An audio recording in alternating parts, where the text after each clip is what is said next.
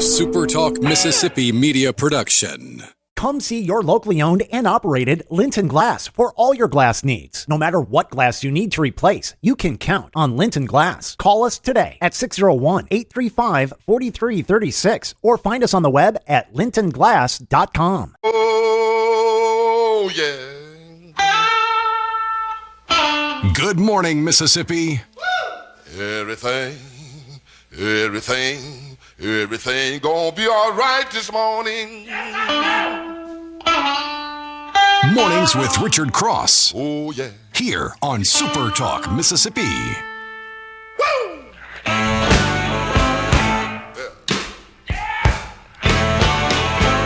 Now, when I was a young boy, at the age of 5, my mother said I was gonna be the greatest man alive. But now I'm a man. Good morning to you. Friday has arrived. Hopefully you're as happy about that as you should be, which is a big amount of happiness because, we got a weekend in front of us. I would love to make my usual statement and say you got a weekend in front of you with some beautiful weather. Not really sure we can get away with that claim today because we do have some storms possible over the weekend. We'll talk about a little bit later on. My buddy Lance in the booth on this Friday morning. How you doing today, sir? Man, good morning. Happy Friday to you, brother. Yeah, need one. Yeah, it's time for a Friday. I mean, after we log 4 of these in a row, luckily Friday shows up like clockwork and kicks off the weekend. It should be I think we need a little rain. I don't know about thunderstorms and, but a little rain wouldn't hurt anything. I know one of our listeners from the Delta took a great picture yesterday of being on the tractor, said it's a little dusty out there in the field, so while he's riding through a cloud. Yeah. For the sake of our farmers, I hope we get a little rain, and the hunters too. I know they've planted tons of food plots, huge investments people make in those things, and you want to see them enjoy their hunting season. And then finally, I know that there's a football field somewhere that's still real grass that they would love to not turn the sprinkler on and get God's nourishment because it seems to make the grass greener. Have you ever noticed that? Yeah, it does. It just makes it better, Well, we had some decent rain a week and a half ago. Yeah, it wasn't overly committed. I mean, it was there. No, and we were in such a rain deficit at that point. It wasn't enough. Yeah. It was like it just kind of wetted things down. The grass looked up at it and said, "Oh, thank you," and then wilted as the week progressed. I heard a weird noise while it was raining, and I went outside, and it was the sucking sound of the ground. Just, I think that's what it sounded like to me as well. I was sitting on the back porch, and I have a couple of umbrellas I'll get under when it rains, and it wasn't hard enough for me to have to abandon ship and run inside. And that's usually a sign of a good gully washer coming, is when I'm sitting there and all of a sudden, no matter, I can't find coverage. And I'm getting soaked out. All right, this is a real rainstorm. But yeah, these were nice though. I had replanted my yard, and so it's been a lot of watering. When I thought I was not going to have to do that, I may have been a couple weeks early, in planting. Oh yeah, you laid down new grass. Yeah, it looks great, but it's just been, I've had to do a lot of watering just to keep it from dying because rye and 90 degrees don't add up very well with no rain. No. So yeah, it looks good, but it's definitely been a lot of labor. And but yeah, like you said, Sunday we probably will have some storms coming through. About a 52% chance of that as we get to Sunday. But as we get to Monday, it looks like basically we're getting back to normal with sunny weather, 78, 61 lows, and through the week next week throughout the state should be pretty mild and very nice. Low chance of rain after Sunday. I mean, you're looking like no percentage points for the first few days of the week, even into the weekend next week. So we'll have a dry spell, it looks like, after we get this little bit of God's water.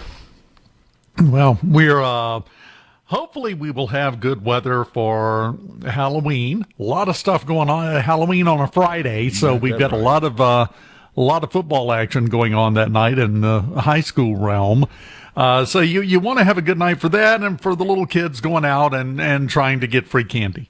Yeah, the free candy is definitely was part of my game back in those days. I enjoyed getting out and seeing how much of the just a random assortment of goodies. You know, you always would get the good stuff, but it was always the candy that you didn't know what it was. But you knew the house it came from. You knew the people. But it was that kind of obscure something, and you're like, what is this? Where did they get this? And you've never seen it? Yeah. Pick up a little miniature candy bar. It says it's a Snockers. Yeah. You're like, what in the heck is a Snockers? Did they go to England over the weekend or something and bring back? Yeah. But yeah, I used to love getting some of those candies that you had no idea what they were, and they would always be the last ones, in the bucket too. And you'd have to eat them at some point because that's all that was left. But I found a bunch of good, those little obscure ones. My mamaw was notorious. You know how mamaws are. I mean, they like buy Faygo and Fanta and every off-name brand, Big Red and all that. And she would always have some of that stuff too. So it was always fun. Yeah. Grandma's though, and it was. I don't even know if this still happens, but I got 2 words for you: purse candy. Mm-hmm. They always had some kind of little candy that was about 8 years old in the bottom of their purse, and they would dig in there to find you something and come out, and the package, the little wrapper is covered in lint.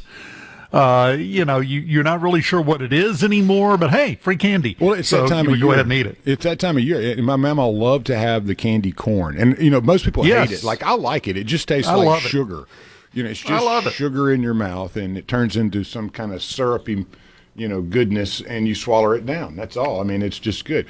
So, but she also was one of those that had like the homemade concoctions, always had the aloe, plant that was huge. And I've used aloe my whole life because of that. But also this time of year, she would mix up her famous cough medicine. And there was always, a bag of peppermints, the hard kind laying around, not the soft, ones that you can melt in your mouth. But the hard candy, and then honey, and then of course I think lemon juice, and then there would be a good bit of bourbon that would go into a mason jar, and then she'd shake it up until all of the peppermints had dissolved, and then that was cough medicine. And buddy, let me tell you, that would knock out anything. So it just brings back, this time of year brings back memories. I start seeing those hard peppermints. I don't think about a restaurant or going to eat. I think about mamaw and making good old cough syrup out of bourbon.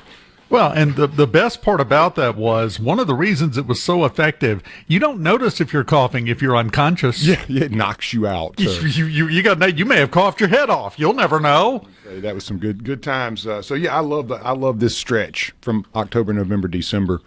And I know that a lot of folks out there, some are Halloween people, some are big on Thanksgiving and Christmas and all that. Either way, it's a celebratory time. Well, the problem is we are, and this has been going on for years, we're not allowed to enjoy it fully because a buddy of mine down here last night texted me an image. He went to the store on October the 16th, and they had the Little Debbie's Christmas tree cakes out on a big display. Yeah, by the time you get to Christmas, the ones that a lot of them will be dry. So you got to get them now. These are the good ones. I made the mistake a year or so ago and ordered some as they ran out at the grocery of the Christmas tree cakes. I'd probably gone through 3 boxes. And I'm like, all right, I'll order. So I think ordered like 3 or 4 boxes, and they were kind of dry by the time, at the end of the season. So you kind of need to get them early, I think. Well, this brings up a point that I've always wondered about. I talked about it, I think, once before, a couple of years ago. Christmas became a big deal because it's the anniversary of the birth of our Lord and Savior, Jesus Christ, who gave his life for our sins, correct? Yes, sir. Why is that such a bigger holiday than the one celebrating the day he actually gave his life to celebrate our sins? Why isn't Easter as big as Christmas? That's a good question. A very good question.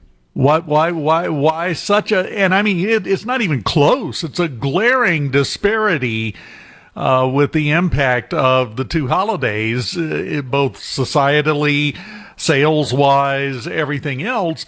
One of them is the focus of everything, and the other one is, oh yeah, this happens. Yeah. I think part of it is because Easter Sunday is a sliding holiday. There's no direct every year, this is the day it is date for it. It could be right. And I mean, I don't know who they are, but they have definitely tried, it seems, to market Easter as a type of holiday where, you got the baskets and the goodies and all that, but it definitely pales in comparison to Christmas, which was the birth. But yeah, I'm with you. I think that the Easter should be, and here, and I know where I live, Easter's a huge day in central Mississippi. I mean, everybody's at church and celebrating, but it's very different than the Christmas celebration, which is much more of a party, it seems, than, more of what we see with Easter, And, well, I'll put it like this. There were some stores, I'm looking at you, Hobby Lobby, that put out their Christmas stuff every year at the end of June. That's 6 months before the holiday. That would mean we should start seeing Easter stuff now if they were treated equally. And I see nothing. That's interesting. Yeah, Hobby Lobby and what, June? Yeah, that's yes. Man, that's jumping the gun there. It was 2 or 3 years ago. First time I went into Hobby Lobby over the 4th of July weekend. Man. And they had the full Christmas section out. Yeah. All the trees, all the decorations. And I'm like, guys, I'm headed to buy fireworks. Chill just a little bit. Let us enjoy something before you immediately race to the next thing. They were ready to go, huh? Well, they were skipping 5 things. Yeah. Thanksgiving? Oh, no. Giving thanks is not important. It had to be. It's all about the money, I mean, they're like, let's go on and start making that money now. Yes. Giving thanks, very unimportant compared to other things, apparently. We just blow right by that one. We continue. Oh, boy, do I have a list of stuff that's going to... We'll be charitable and say start the conversation, and we'll get into some of it. Look at some other things next. Keep it here. From the Venable Super Talk, Mississippi. Ladies and gentlemen. Here we go. Now back to Mornings with Richard Cross. Now that's entertainment.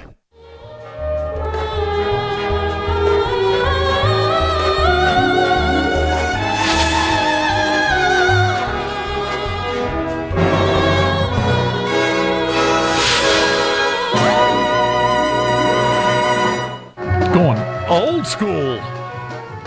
Well, you got this is the actual original 66th. Yes, the original series. I love that, man. I grew up with that. I remember coming on. Yeah. Dad would say, my dad would be sitting over in his chair. Captain Kirk, Starlog, blah, blah, or Stardate, blah, blah. He'd just start rattling it off, man. So that was always, the old black and white ones, too, out of the gate. And then you got the gold colors and Technicolor and all that good stuff. But we did have some birthdays and some interesting things that took place on this day, along with some pretty much copy and paste weather for the weekend. And, pretty much everywhere it's going to be mostly sunny, high near 89, and a light wind. The lows around 64 in the evening.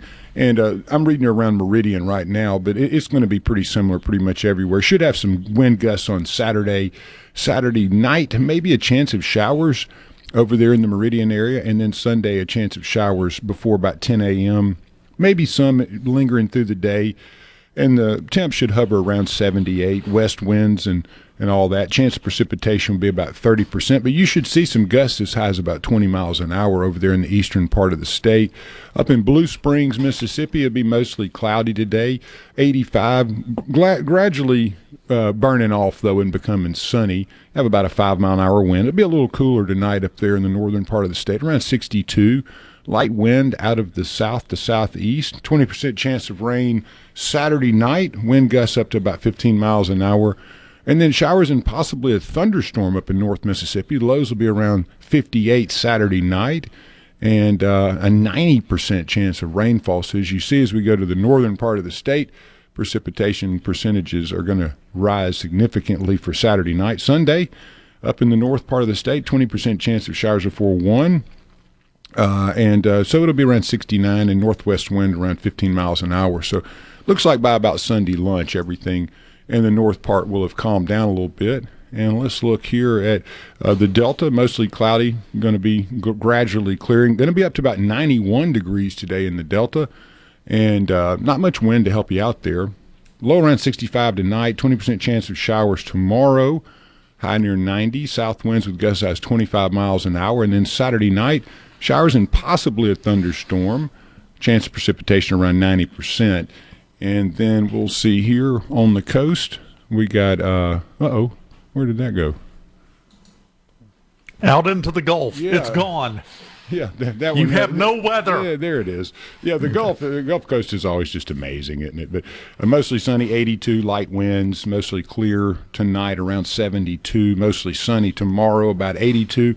Then a slight chance of showers tomorrow after about 10 p.m. tomorrow night, I should say. And then that's about a 50% chance. And then maybe a little rain on Sunday before 1 p.m., but should start becoming sunny. So should be a pretty weekend pretty much everywhere. And a little brief, maybe 12 hours in there of rain and inclement weather that you may want to pay attention to just because of the wind. It looks like maybe popping a little bit out there, but nothing significant. Well, and something you just said, I just want to make a comment. A bad weather day on the coast is a good day. Yeah, it's. Let's be honest. Amazing, isn't it? And then, on the backside of cruising the coast, which was, another record, and Woody did a great job. It's the whole crew does, but it's you got to be a leader, right? Somebody's got to be in charge of an operation like that, and in the cast of volunteers and everyone that makes that happen is year after year, it just gets better. So congratulations again to putting Mississippi in an amazing spotlight and doing a great job. I know the cleanup and the rest after it is always welcomed. So, no joke. It takes 6 months to recover, and then you get started working on the next one. That's right. All right, a couple things as far as birthdays as we move through this morning. The rapper Eminem, he was born in 1972. And I remember when I heard that name the first time, and I was like, "Oh, that's the dumbest name ever for a rapper, Eminem." And he's a white guy. There's not a white Eminem or anything. But yeah, when I saw it spelled that way, I'm like, "Oh, okay, yeah, this is a little bit different." Well, unique fella, but another one that I really and talented. Oh yeah, very talented. Mike Judge, probably one of my favorite American animators, writers, directors, and producers, known for King of the Hill, Idiocracy, many other things, as well as Beavis and Butthead. And a guy that I think we can all celebrate, even though it wasn't always pretty, but he did have a great outfit and a heck of a motorcycle. Evel Knievel, born 1938. Another one that was a legend, Montgomery Clift, born 1920, and then Rita Hayworth, 1918. So pretty big days on birthdays today. Also had on this day, Mother Teresa was awarded the Nobel Peace Prize back in 1979. Everybody knows the work that she did, and so that nothing overly surprising there. A great movie, the American action film Bullet, Steve McQueen, 1968. Many consider the greatest race, or chase scene in movie history. But McQueen starred in quite a few great movies, that being one of them. I always liked the original Thomas Crown Affair that he was in. The cinematography in that movie is just literally mind-blowing. You also had in 1939, Mr. Smith Goes to Washington, starring Mr. Jimmy Stewart. Yes. Yes, sir. And then let's see here. We mentioned Rita Hayworth. And then yet in 1854, back then, the British and French troops began the siege of Sevastopol during the Crimean War. So there's always you can pretty much pick a date and in Europe and there's going to have been a war, just pretty much. Somebody was mad at somebody, and always. Well, they got the troops just together and said, "All right, let's go over here." And it's not just Europe; it's planet Earth. Mm-hmm. You put 3 humans in a jar and shake it, and they're going to fight. We're like ants. Yeah.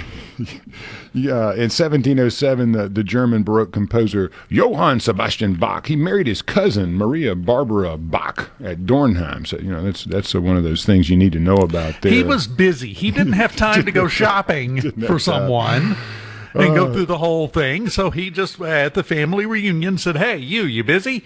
Well, y'all said a long time ago, back here in the Crusader times, 1448, the last major effort by the Crusaders to free the Balkans from Ottoman rule began with the Second Battle of Kosovo in Serbia, in which Hungarian and Wallachian army suffered a crushing defeat. And that to me is one of the interesting times, and I mention that one because it takes about another 400 years up to 500 years for that part of Europe to have been freed from the Ottoman and Muslim rule. Kosovo, to this day, has one of the largest Muslim populations within the Balkans, and it's around 90%. And people go, well, why is there so many Muslims in the Kosovo area, but not necessarily in the surrounding Balkan areas. And that's why, because basically the Ottomans made a stand there, and once they won, they didn't go anywhere. They didn't leave, and that was an anchor spot for them for many, many, many hundreds of years there. So. Well, and that's the thing I think a lot of people miss. They don't realize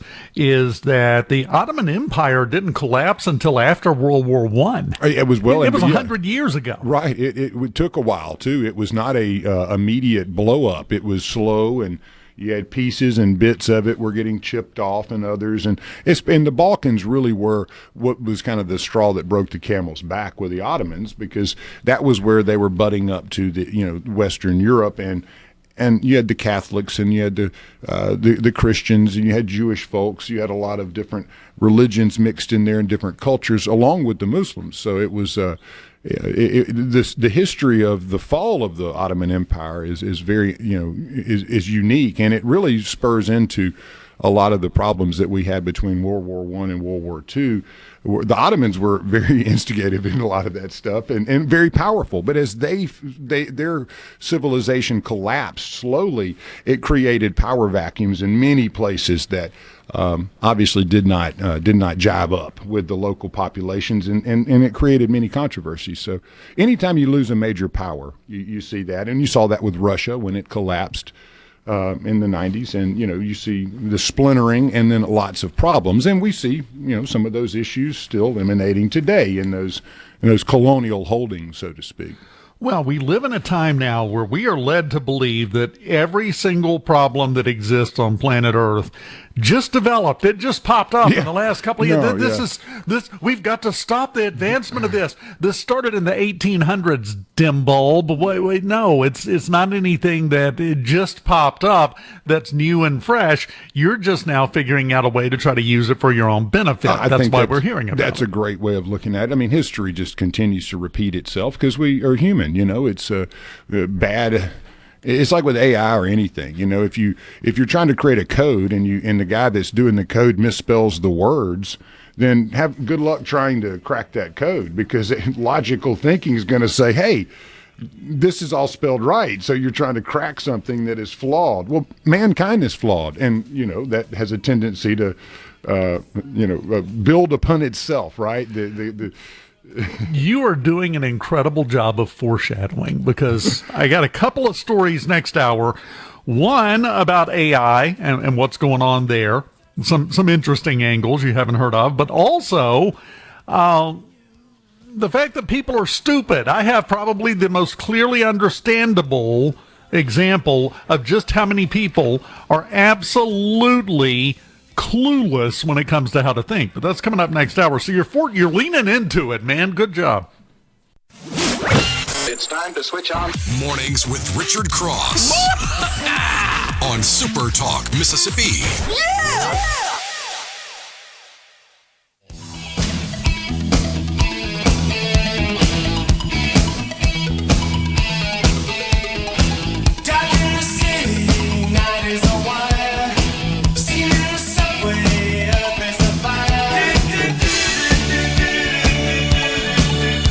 Don't make them like that anymore. Welcome back to Mornings here on SuperTalk, Mississippi, presented by Community Bank. At Community Bank, we're here for every part of your financial journey. Looking to manage your personal finances? Banking services at Community Bank make it simple, secure, and tailored to you.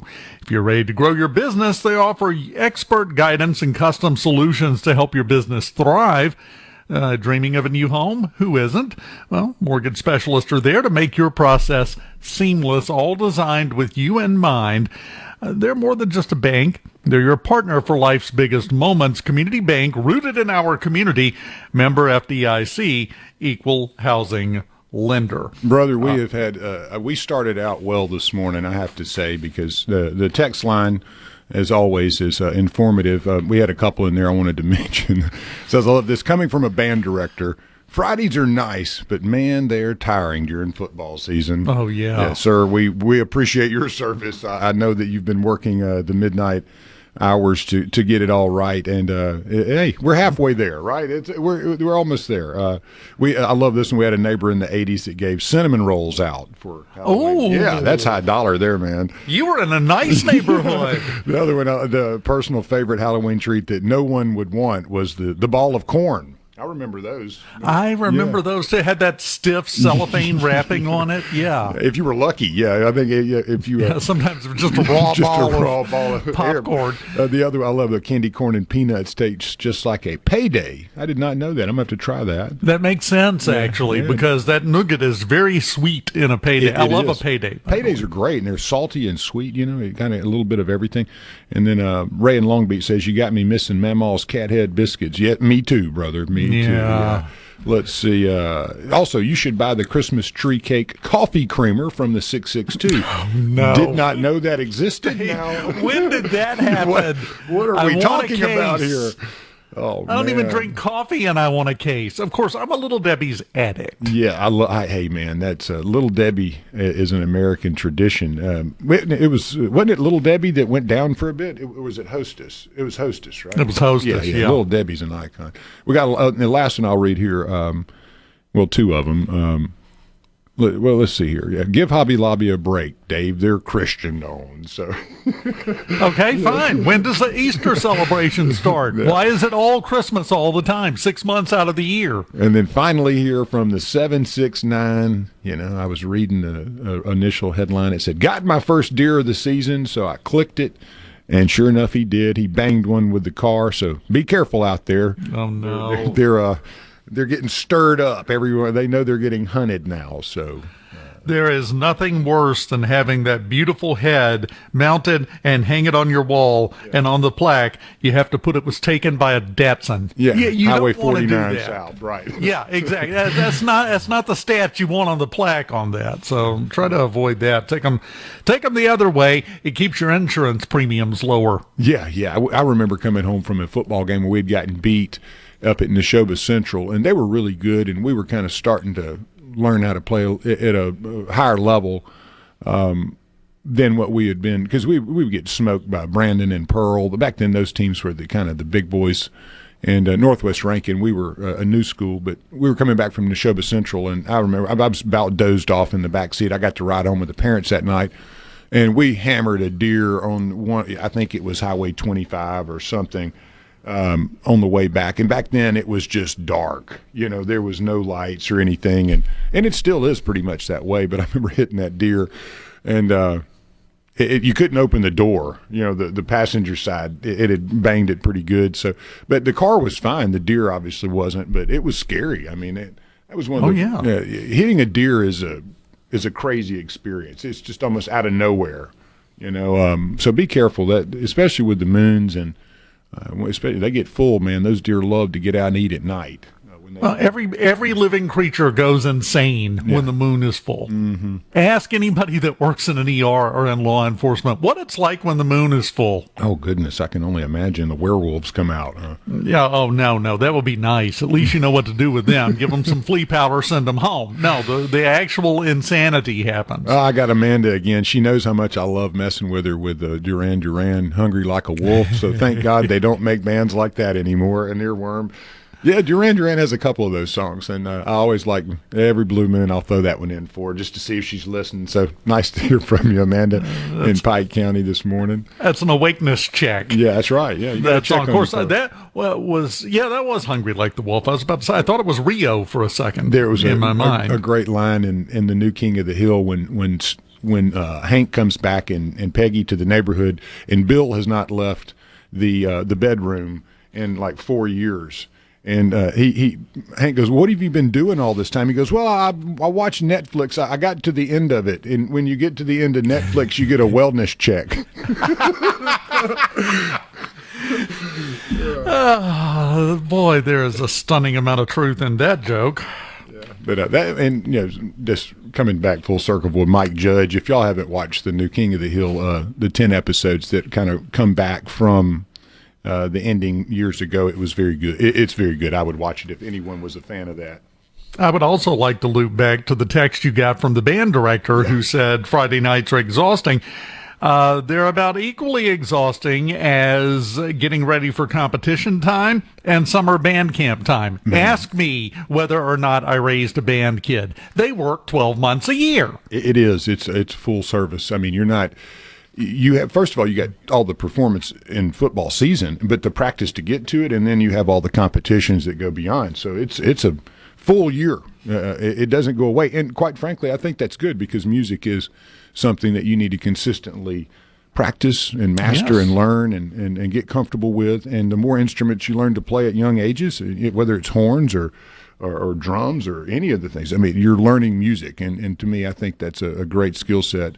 Because you see what's getting put out these days, and it doesn't just come from sitting there twiddling your thumbs and playing on a computer. Well, and I want to tell you something. You talk about that. You're going to love this. A lot of people outside Southwest Mississippi may not be aware of it, but down here, right across the intersection from where I'm sitting, is North Pike High School. Well, their band, they had a splinter group that formed within the band. It's a rock and roll band. Traditional rock band. And they started setting up at the end of the field and playing during some games. They would come down from the stands or whatever, and eventually they just got set up down there. They got their name from what everybody said when they started that. Everybody would look down and say, "Who are those hippies in the end zone?" The name of the band is Hippies in the End Zone. I love it.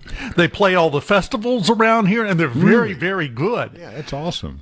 But it's very much, band is very much a thing that will stay with the kids for their entire lives. Oh, it is. I remember having to give it up when I think it was probably like 7th or 8th grade. Once, sports started, you either were going to play football or you were going to be in the band. It was one or the other. I think it was 7th grade that you could do both, but by 8th I had to kind of decide. And I remember the deciding factor was I really wanted to play the drums, but the band director's like, no, you need to, this is what I want you to play. And it was the trombone. And I didn't like carrying it around. That was the thing. Laughing because I did band 1 year and they gave me the trombone. Yeah, you and I in the same I still boat, don't know how that works. Yeah, I mean, you just put it together and start blowing on the thing and moving that arm around. I was like, hey, I learned, but it was not the instrument of choice. And it didn't turn me away from it, but I had to make a decision, at that point. And I hate that I didn't learn more back then because it was all. I found that part of your elementary and early schooling where you had like music class, and those were great experiences. I don't know if they still do those things, but I found them to be extremely wonderful. I thought they were inspiring in a way because it was not something that you knew normally. If your mind was on something else, music had a tendency to give you a little bit of a inspirational thing, like, oh wow, this is a whole other layer of things going on that you can't see, but they work, and the power of sound, so it's such an interesting thing. Of course, my mother was a fabulous piano player. Really? See, I love piano. She got asked to go around and when she was a younger girl and play in churches and everything else. I mean, she was good. Mm-hmm. So, of course, when I got old enough, in her eyes, which was like 4, she enrolled me in piano lessons, Miss Eddie Rayleigh. I actually won a regional medal for my incredible rendition of Hot Crossed Buns. I love it, man. That's what I'm talking about. That was my first taste of getting addicted to achievement. Wait, I can just do that and they give me a medal? I'm in. Yeah. I mean, it does. It takes a lot of work. I mean, I know a lot of musicians I talk to. I know a lot about music and music theory, but I don't create music. It's a big difference in having knowledge and being able to do something with that knowledge that is creative, artistic, and that anyone out there is listening and goes, "Wow, I can't do that." But let me put a pin in my musical ability at this point. After all that we talked about, if you misplace middle C, I'm your man. I can find that key for you. You know that one, right? Beyond that, you're on your own. You pick it up from there and go wherever you want to with it. Because, the interest was there. The dedication was lacking. I'll just put it like that. When we come back, you need to be dedicated into filling up your bank account until it bursts. The Mississippi Lottery can help with that. And we'll see where we're headed in that direction right after this on SuperTalk Mississippi Mornings. Keep it here. From the Mornings with Richard Cross. People want to hear the truth, man. That's what we're going to do. Super Talk, Mississippi.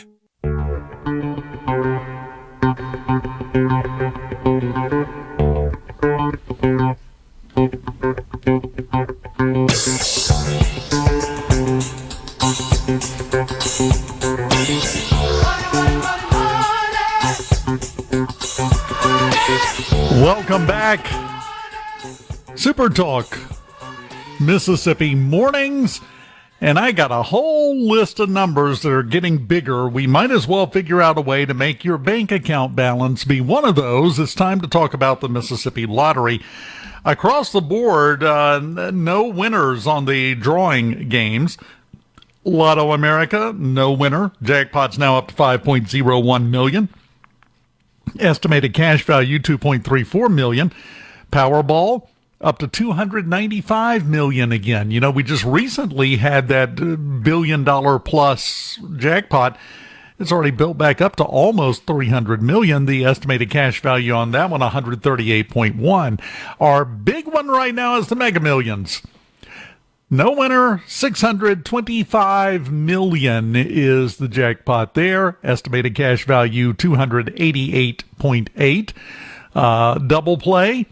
Have a variety of winners, so I guess that technically knocks out the truthfulness of no winners in the, drawing games. Last numbers were drawn on Wednesday, 5, 20, 27, 44, 51, and the Powerball was 21. And then what I think we should probably rebrand as Lance's game, Mississippi Match 5. No jackpot winner. But we had another winner recently. We're back down. We're back building it up again, 52,000. And that, again, just illustrates what you keep saying, Lance. We have a lot of winners in Match 5. Yeah. To me, it's the one that if you don't mind throwing out a little cash, it hits so regular that you got a great chance of winning. You don't have to wait long for the jackpot to pay. Now, one little note from the Mississippi Lottery Commission. And I want you to pay attention to this one because this could affect you right now. Just told you the Mega Million, $625 million jackpot for tonight's drawing. We have $2 million winners in Mississippi that are still unclaimed. A Mega Millions ticket sold in Moss Point at the Pilot Travel Center, and a Powerball ticket sold at Mike's Food and Gas in Coldwater. We have two people in the state of Mississippi who are millionaires and don't know it. And if they don't figure that out in time, they won't be. Go check your old tickets. All of them.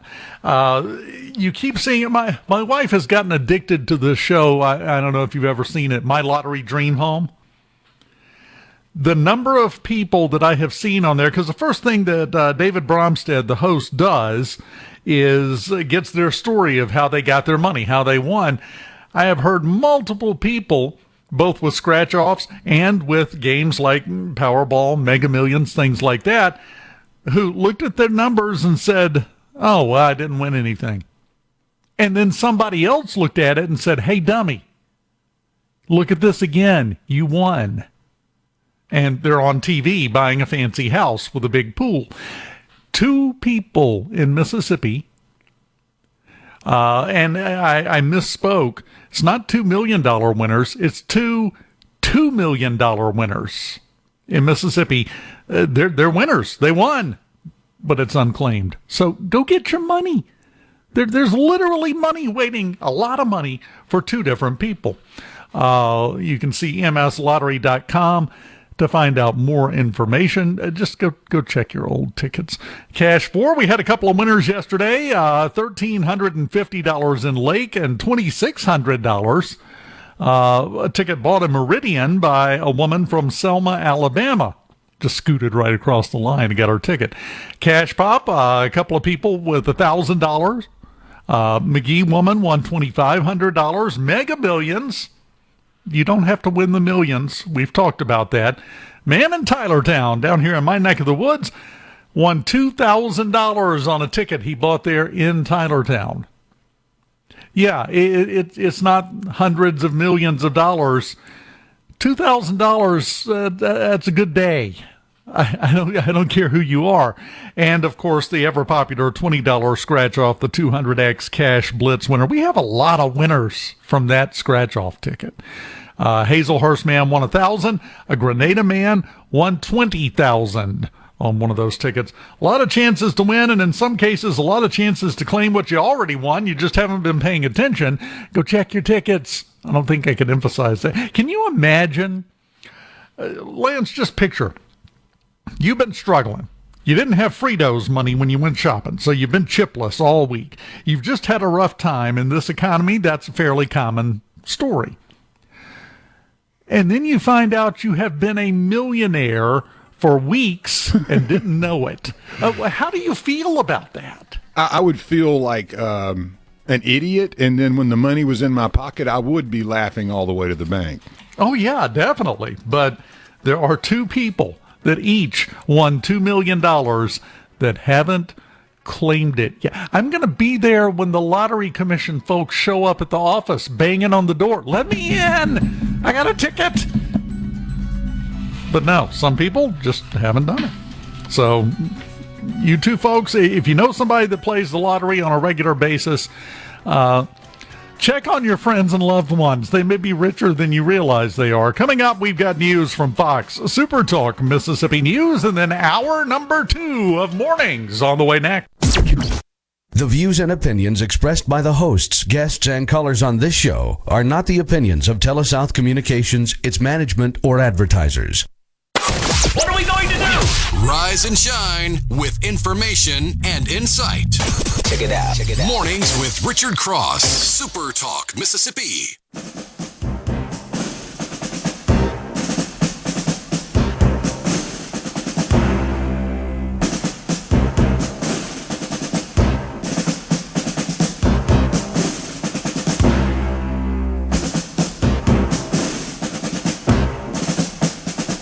Gotta let it build.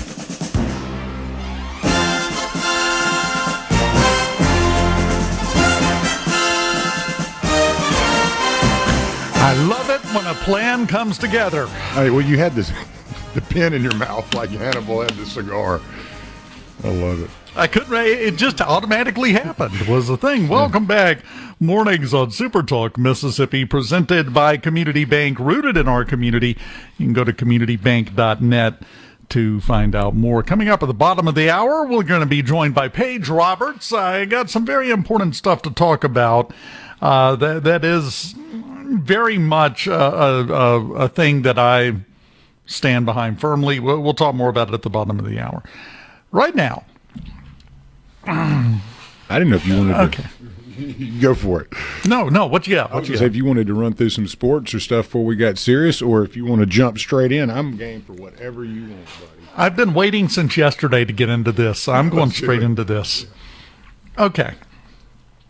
You may have seen the coverage and the promotion of the fact that Lay's is changing their brand. Uh-oh. I remember when they went to Olean and you could eat about 4 of them before you had to run to the bathroom. And run is the operative word there. Well, it's the first time in 100 years they've made any substantial changes to their branding, their packaging. The new packaging has pictures of potatoes all around the center part of the bag where it says Lay's potato chips. Well, I've seen all this coverage, and everybody was talking about it was freshening the brand because sales are dropping, and they had a bad couple of quarters, and they're trying. Okay, that's all fine. That's all well and good. It wasn't until I found the article at Fortune magazine, that explained why the rebranding is happening. And it is a great illustration of a problem that we're dealing with right now every day. I'm going to read you the headline, just the headline of the Fortune story, and we'll come back to it. Lay's drastically rebrands after disturbing finding. 42% of consumers didn't know their chips were made out of potatoes. Now process that for a second. It's like, is that basically like saying you didn't know you were brushing your teeth with a toothbrush? Right. What are these potato chips made out of? I ain't got no idea. 42%. That's not a small number. No, that's almost half. That's almost half. 42% of people were so stupid they didn't know potato chips are made out of potatoes. Now, these people vote. These people have kids. These people are out there in society, and it's not a small number of them. Now, that brings us back to something that Rhino talks about all the time. I've talked about it, called Hanlon's razor. Hanlon's razor says, never attribute, the official language is, never attribute to malice what can be explained by stupidity. Mm-hmm. We keep trying to treat dumb people like they're evil. No, they're dumb. A lot of them are.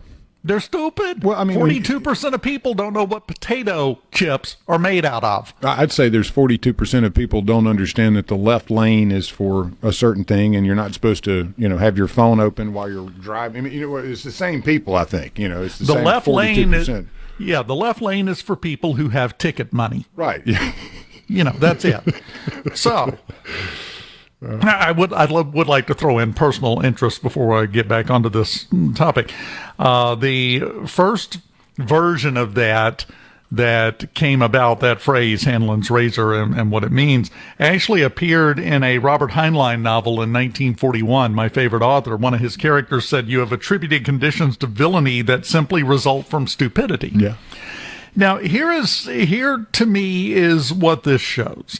42%. And if you've seen the bag, I mean, they got big full-color pictures of potatoes all around that center white panel on the Lay's bag. Yeah, the old new one. Design. In the old one, it has a potato that is sliced. Yes. Yeah, they still had that, but now they have whole potatoes on both sides of the middle to re-emphasize the point that our potato chips are made out of potatoes. For the almost half of you that can't figure that out, I would be curious if you asked a 10-year-old, "Hey, Lay's potato chips, what do you think they're made out of?" What a 10-year-old would say, they're probably potatoes. But if you asked an adult, apparently 42% don't have a clue. Here, though, and what I really like about this is that it is very simple to understand. It's very easy to grasp the fact that there are a lot more dumb people than we tend to acknowledge. I sent you something the other day. It was last week, and it goes along with this. It was if you are on YouTube and research as much as I do, or anything, there's so many infomercials now where basically people are just telling you, "Hey, I'm so smart. I figured out how to regrow your hair, or how to remove a skin tag, or how to do this." And they're just normal people. Yeah. But they found the secret. And apparently people are so stupid that they believe them and buy this stuff. Or there would not be thousands of these commercials. So I think that goes along with what you're saying is, I think we're a consumer. I sent you an article a minute ago where it says people have no personalities anymore. We're just consumers. We're just sold an item, and basically if you have ADHD, that's what it is. And you're not just lazy or you just can't focus. You have a problem. There's something wrong with you, and you're stupid, and I'm smart. That it seems that we're getting to that, but I don't discount that people are stupid at times. Here is the problem that it has led to. Okay, this is a big part, because I don't think there's anybody that would argue against the observation that we hear the phrase all the time of lowering the temperature. People are more at each other's throats than they have ever been in my lifetime. I'll say that. If you watch the New York mayoral debate, that was a good example that was a winner. Man, I mean, if you're talking about at each other's throats, that's a good example of the biggest and most prestigious city in this country with an identity crisis. But here is the thing. Everyone is treating anyone that does something stupid or something that doesn't agree with what they already think as evil. Yeah, Sometimes they're just dumb. Now, let me give you a hypothetical situation. This is what's going on. Let me give you a hypothetical situation. You're at home, okay? You got your vehicle parked outside. You didn't lock the door like a lot of people do. because, well, you may not be topping out the IQ chart yourself, but the vehicle is unlocked. 2 days in a row. One day you go out there and somebody has opened the door, climbed in your vehicle. They got a screwdriver trying to punch out the ignition so they can hotwire this thing and steal it. The next day you go out there and somebody who's walking around, obviously not really mentally competent, has wandered up, opened the door, and is sitting there fiddling with the radio. Both of them, you ask them what they're doing. The first guy attacks or tries to run. The second guy says, I wanted to listen to the radio. Why isn't it working? Why in the heck would you treat those two situations and those two people the same? Why would you treat the guy who obviously is having trouble, just in general, in life?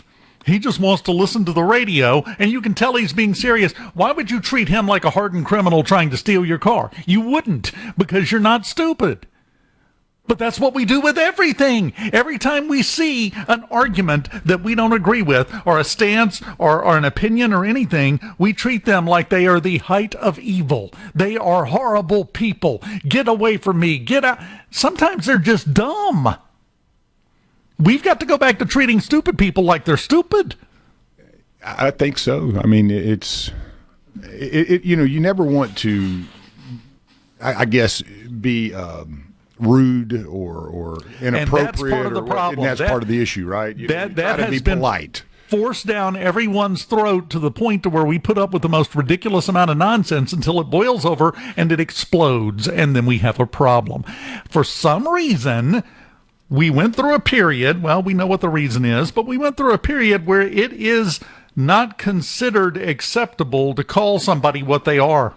Yeah, I think, and that goes along with the conversation you and I have had before about comedy, that you can't even have an honest, comedic endeavor anymore without somebody's feelings getting completely ruffled and, it hurt. Nobody has the thick skin anymore, it seems. Look at it. It's not even thick skin. I'm sorry. I don't care how much you want to claim it's an orange. That's an apple you're holding. I'm going to call it an apple. And if that offends you, oh well.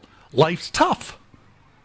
We've gotten away from that. No, we need to call it an orange because we don't want to hurt that person's feelings. That's what they. And then give them a trophy. That's their truth. That's their truth. Well, their truth is stupid, and we got to start calling stupid again instead of trying to conflate it into being pure evil. And then the conversation changes. That's a good point. Yes, sir. 42% of people don't know that potato chips are made out of potatoes. That's what you're working with here. Even with a potato on there. You've got a 4 out of 10 chance that you're talking to somebody that is that level of stupid when you're having these conversations. From the Hey, how's it going, man? The news you need. Every 10, 15 minutes, there's something. The talk you love. They really talk about the things that matter. I'm into all that stuff. Mornings with Richard Cross. Super Talk, Mississippi.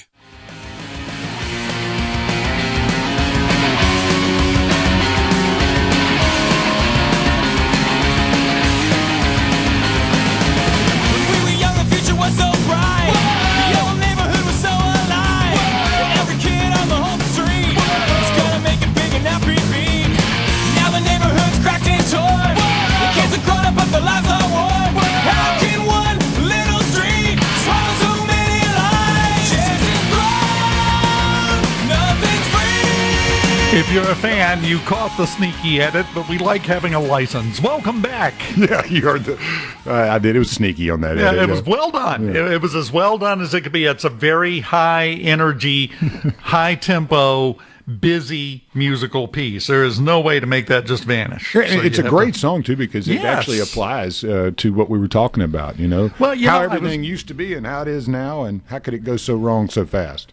I was going to say, usually when I get fired up about something, during the break, I calm back down. My blood pressure actually went up during the break because Lance and I kept talking. Yeah, there was no break.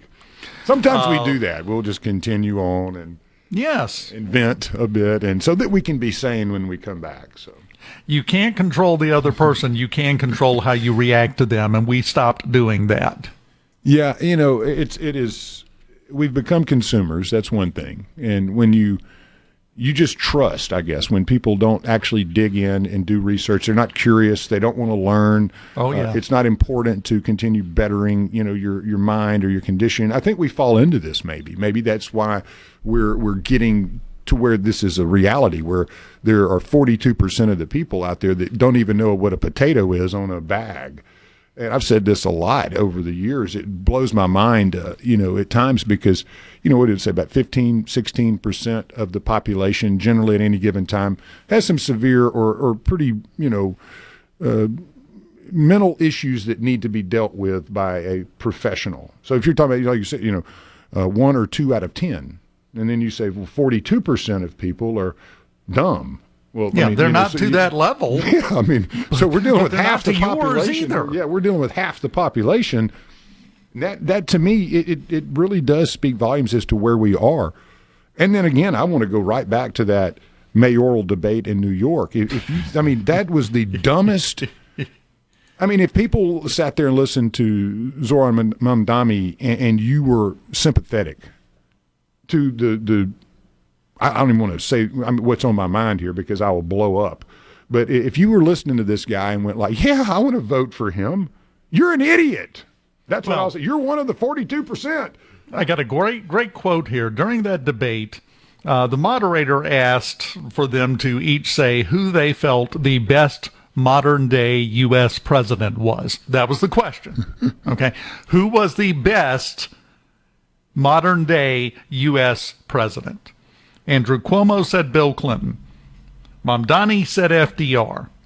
Curtis Silva said former New York Governor George Pataki. Now, this man is running for office to run New York and was asked who he thought the best president was, and he said former Governor Pataki. Yeah, he was confused. No, he was stupid. No, Again, we got to quit making excuses for dumb people. I'm kidding. Yeah, that's you're dealing with a brain trust there, that's for sure. That doesn't seem, representative of New York. And I can assure you, I'm not going to New York if that idiot Mamdani wins. Period. Done. No. And I hope a lot of people feel that way. The one thing that can change course is boycott.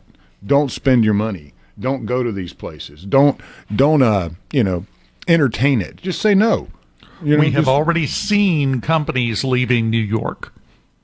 But in the middle of all of this, well, Peter Costa, one of our great guests that we have, Peter Costa, former New York Stock Exchange governor, CNBC market analyst. He's leaving. I'm done with it. I'm moving to South Carolina. I'm going to go play golf with my buddies who've all done that because the political climate and the culture of the state has changed so much that folks that have earned their living, spent their lives there, put taxes and poured their whole world into this city, love it more than anything, have said, bye. Bye. And it's not because of religion or anything. It's because the place is broken, and you're electing broken leaders, and you're going to continue having a broken system. That's exactly right. And, we talked about it last week. I brought it up that Fannie Mae and Freddie Mac are leaving. Well, Fannie Mac is their tranny daughter-son, right? Second removed on their dog sitter side. It had the surgery. There was a transition. Fannie Mae. I was close. I love it. That's good old Fannie Mac. Fannie Mac at this point. Why not? But yeah, they have already announced they're vacating New York City. They're getting out. They've been there basically since the beginning, forever. Mm-hmm. It has now become a place where they no longer feel they can do business, and they're not alone in that.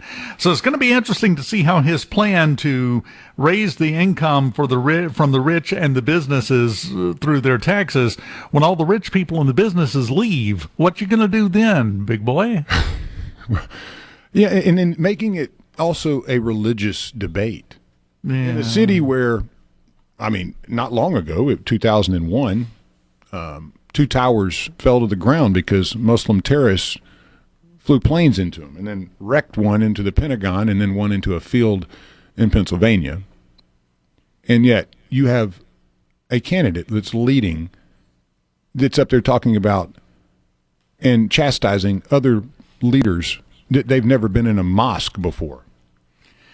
He doesn't have to convince many. Remember, 42%. That's the number. Yeah, that's my point. All you have to do is get to 42% of the idiots, which I would imagine there's probably been an influx of idiots into New York as you've seen the smart and folks that work and really want to contribute leave. So maybe it's higher than 42% in New York. Maybe that was the point of running out all those folks so that you could bring in a bunch of idiots to vote for another idiot.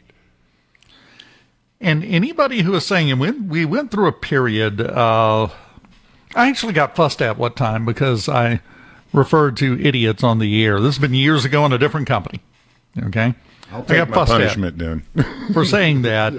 And I still subscribe to the idea that that was part of the problem. We have been so desperate to believe things are as they are not, that we have been ignoring reality for a long time. To be politically correct, to make sure that we're putting butter on everybody's bread for them and giving them a trophy and making sure you walk them to the bus and everything's fine because they can't do it for themselves.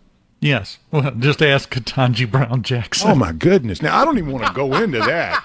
We're talking about a Supreme Court we're talking about a Supreme Court justice that has basically said black people are disabled. If you're black, you're disabled. All right, so we know it can't be physically because basically almost every sport is dominated by African Americans and should be because they're the best players. So apparently it's not physical disability. The entertainment industry is, absolutely one of the biggest is the African American influence, always has been. So maybe it's not, I'm curious the disability in which she was referring. I think that Clarence Thomas said it best, though. Not everybody, not all blacks are mentally disabled. It's just people like you. That was just stunning to me when I first heard that she did that. I immediately went to go find the audio because there's no cameras in there. So I went to find the audio because I'm like, no, they're misrepresenting this. They're twisting this. There's no way a sitting Supreme Court justice said that. Oh, yeah, she did. Oh, yeah. And she was making a very, in her mind, a very detailed argument. And she had her thesaurus open and she was really talking big words and stuff to make it sound like she knew what she was talking about. But that was the whole point of it, is that blacks are disabled. And well, the point of her argument, how that came about, and she didn't think through her comparison she was making. The entire point was she was comparing the Section 2 of the Voting Rights Act during oral arguments with the Americans with Disabilities Act. Yeah, exactly. I don't know how she made those. This is a Supreme Court justice, though. A DEI hire, apparently. Yeah. That's what you're dealing with there, and that's the brain power that you're working with instead of looking at a situation creatively. We have to go back to, let's bait some race. Let's make sure that we take race into this equation, and it's always about race. It's always going to be, the black folks have been, put down, and there's no opportunities, and this, and what about the billions of dollars that have poured into a certain district here where you've seen nothing done? Literally, not much of anything as far as progress. But if you compare them to the other 3 districts in the state that have African American populations and those things as well, what's the difference? So I'm saying, money doesn't solve it, right? You can't just pour money at something. You got to have good leadership, and that's, I guess, where we are. If that's the type of leadership that we have, leading the party of Democrats, Mandami and people like Ketanji Brown Jackson. Lord, folks, y'all need to change the type of folks you keep putting in power because they're leading you astray. Representative Wesley Hunt, black man, accomplished man, went off on that, said if black people are handicapped, can't be successful, and white supremacy exists, how did I get here? Why do I exist? It's real hard to come up with a counter argument to that sometimes. Oh, we're not done getting in trouble. What are you? Are you new? Welcome to the show. Yeah, we're only halfway done. When we come back, though, something very important, especially right now with what's going on in the state regarding mental health. Paige Roberts joins us, and we'll discuss that next here on Mornings on SuperTalk Mississippi. FM. To you by Covington County Hospital in Collins, where your health matters. Coffee, conversations, and clarity. What a great way to start your Mississippi day. Mornings with Richard Cross on Super Talk Mississippi.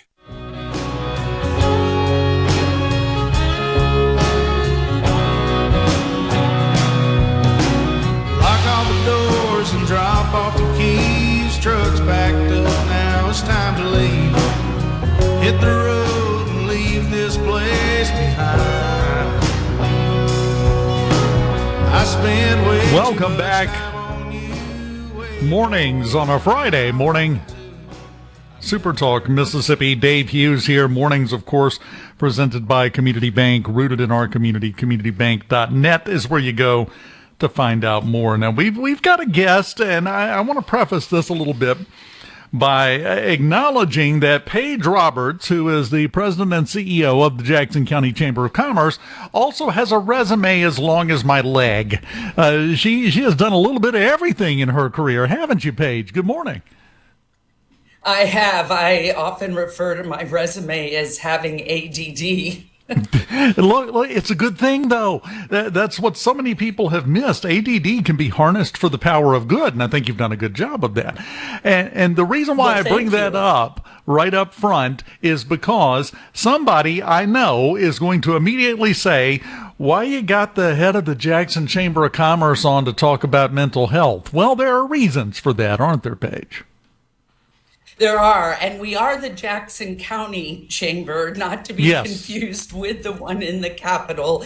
But our Jackson County Chamber simply has a mission to support commerce and promote growth in order to enhance the quality of life across this county. And that includes really understanding what our members and therefore employers in this county are struggling with their employees. And so that often finds us working in the realm of course, workforce development and education, but also healthcare and mental health and any of the challenges that our families and therefore workers have in our community so that they can be more productive. Well, and be more effective employees as well, because this kind of goes back to what we were talking about earlier. You have to meet everyone where they are. And we have an entire generation coming through that is dealing with the level of violence during their childhood and high school years basically never seen or hasn't been seen for a long, long time. And as a result, they're going to have a different mindset coming out and entering the workforce, aren't they? I believe so. I think part of what's happening is that young people have sometimes less ability to think into the future, and they don't think of having a future sometimes. And that is where the word hope comes in. As we've talked about on this show many times, we have put what are called Hope Squads, which are student-led initiatives around mental health into our middle schools and high schools. But if you don't have hope, then you're making decisions from a base that really doesn't care about the future and the consequences. And I think that continual violence does affect that. But I think also just the way we interact with each other day in and day out, whether it's through social media or face-to-face or our phones, is really playing a big role in this. When someone, and this generation, not everybody, there are no absolutes, let's make that clear, but when you have a generation that is coming up, as we do, that are infected with a fairly strong strain of fatalism, which is what you were talking about. Well, there's no hope. There's no, why try? I'm going to lose anyway. Why bother trying? Well, you got to have a different approach with them now and when they enter the workforce than you would someone who doesn't have that particular mental hang up. And that is a big deal. My youngest son is 25. He and his friends, yes, it's prevalent even in that generation for a lot of them, where they're like, well, I'm never going to have that big American dream. What's the point? What's the point in trying too hard? Well, yes. And what we need to do is help them find their place in the world. That's one of the things we do with our career coach program. We were one of the areas of the state that helped pilot career coaches in the high schools before the legislators and the governor pushed for that to happen statewide. We want to make sure when you graduate from high school, you have a secure plan to be enrolled, enlisted, or employed. Because if you don't, you're probably going to end up, or very likely could find yourself on a path to Parchman or the local cemetery. And I think we saw some of that over this past weekend. I don't know the individual stories of each of the people who allegedly committed these crimes, but I feel pretty confident in saying they didn't have secure plans of employment, enlistment, or enrollment. And back to the words you used at the beginning, they didn't have hope. I think that would be a fair guess to make. The latest information just on one of them, the Leland shooting, they now have 9 people in custody. So just to kind of explain the extent of this, 9 people have been arrested, 26 people were injured, 19 of those with gunshot wounds, 6 killed. So you're looking at 35 people that were directly involved in this. That doesn't happen just because one person's having a bad day. This is a more systemic problem across the board with that group, isn't it? Yes, and what I saw this morning in the update, in addition to now a $5,000 reward for more information in the Leland incident, is that we're just seeing people that they are looking for, that they think we're having a disagreement. Okay. We've been having disagreements for as long as we've been able to communicate. It's how we handle our disagreements. And this is where we go back to the emotional well-being of people and how they resolve conflict. We have had an education business summit here once or twice a year for the past 10 years, where educators and employers come into the room together to talk about an issue. Last year, when we did it around mental health, the commonality between what's happening with the adults in our places of employment and our students in the K through 12 system is a lack of ability to resolve conflict in a healthy fashion, and the lack of resilience, the lack of being able to just brush it off and keep on moving.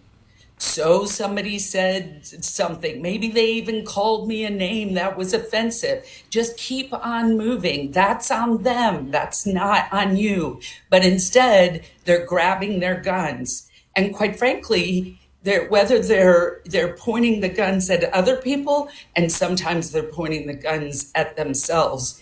Either way, we have an issue about how people are resolving conflict and dealing with dysregulated emotions.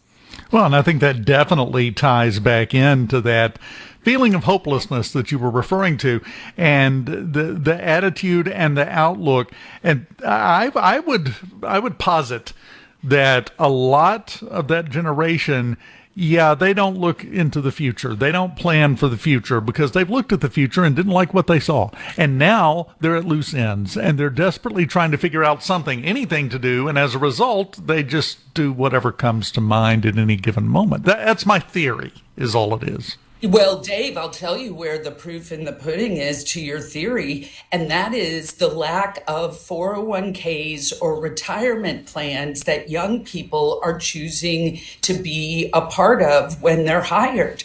I first heard it from our county administrator a couple years ago, and then I saw it in a young person in my own staff. So they're not even when they're employed, they want their money now. They're not thinking of later and in any form or fashion, and that's a concern. I'll tell you, one of my definitive moments of feeling like I can exhale a little bit as a parent with my oldest son, who's 24, and he works at the University of Memphis now in sports communications. And what he's most proud of is his 401k. And I was like, oh, wonderful. But yeah, I mean, we have kids out there who just, we say it goes back to the home. It goes back to the home, but it goes back to our communities. And I think Public Safety Commissioner Sean Tyndall said it best yesterday. Well, I tell you what, if you can hold on, we're up against a break. If you can hang on through the break, we'll get that in when we come back. Absolutely. Thanks, Dave. Don't want to cut you off. We are talking to Paige Roberts, and we will continue doing that when we come back on Mornings right here on Super Talk Mississippi. Keep it here.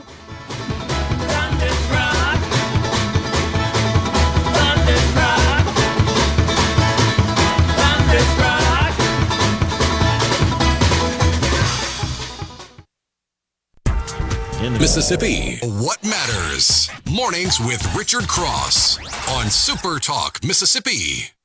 There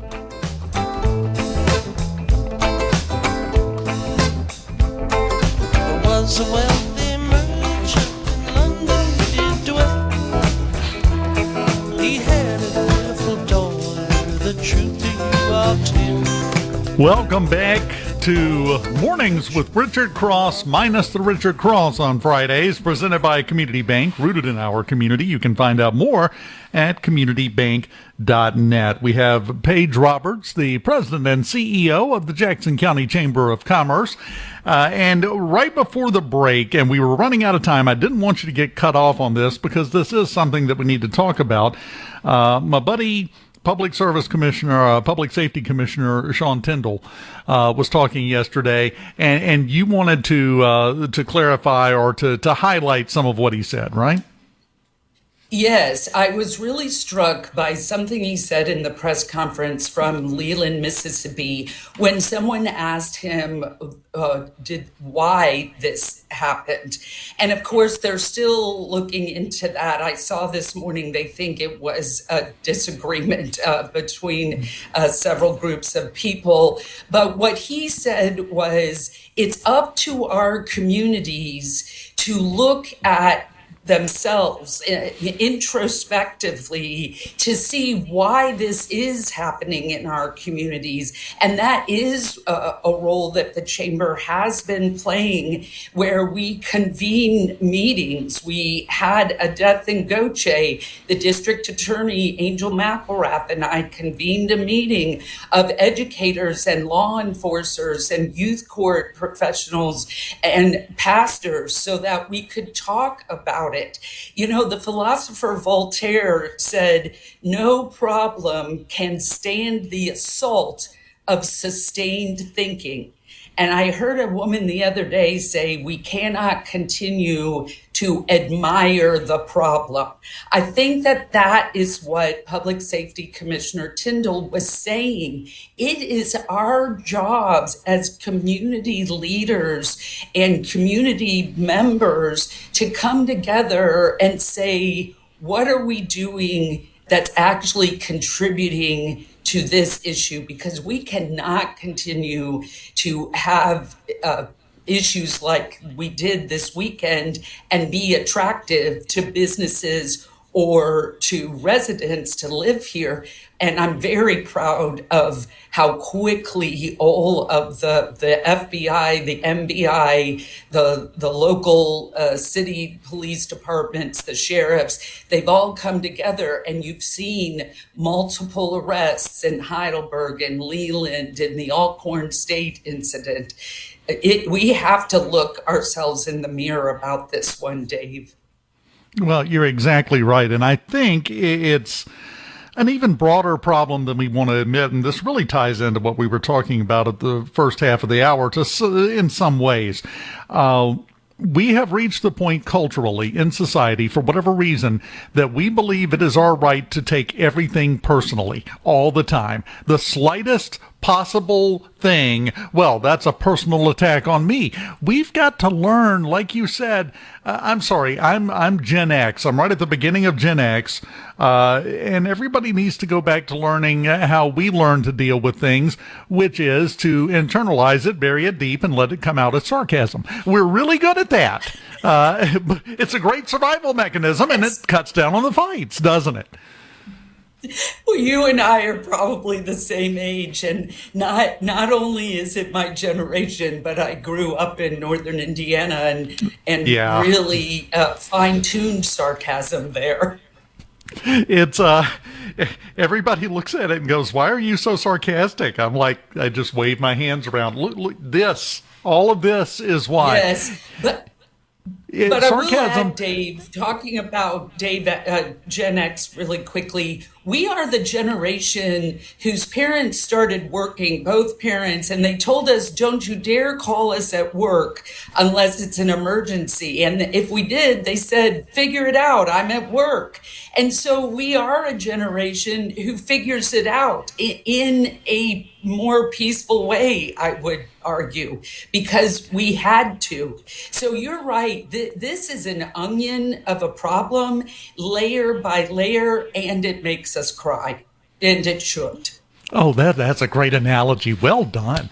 First you quote Voltaire, and then you give that analogy. You're having a good day, Paige. You're welcome back every day that I'm here. I love this. Thank you, Dave. Thank you for appreciating it. Well, I think you're speaking to put an overall label on the problem. Is that we are, it seems to me, spending the majority of our time as a society reacting instead of acting. We wait to react to something we don't like. We have to start taking positive action to change some of that, and I think what you're doing is a great way to lead in that direction. I think we got a little less than 60 seconds. Any final thoughts? I just want people to look at our humanity. And I feel we're losing our humanity. And the way to get it back is to really look at each other as fellow people with common problems and similar needs, and to come together communally. Listen to this woman. She can quote Voltaire. Paige Roberts, the president and CEO of the Jackson County Chamber of Commerce. Lance, can we get her a muffin or something? We need to start a muffin club for really good guests. She'll be our inaugural member. Thank you so much, Paige. We appreciate you. You ask where you heard it. You tell them. I know you heard it. Right here. Mornings with Richard Cross on SuperTalk, Mississippi.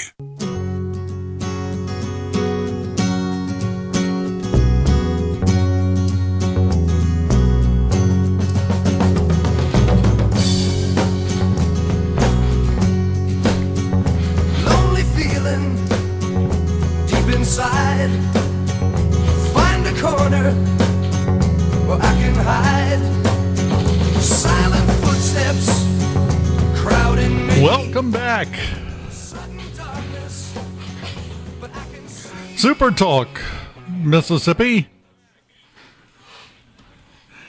It is an absolutely beautiful, beautiful day.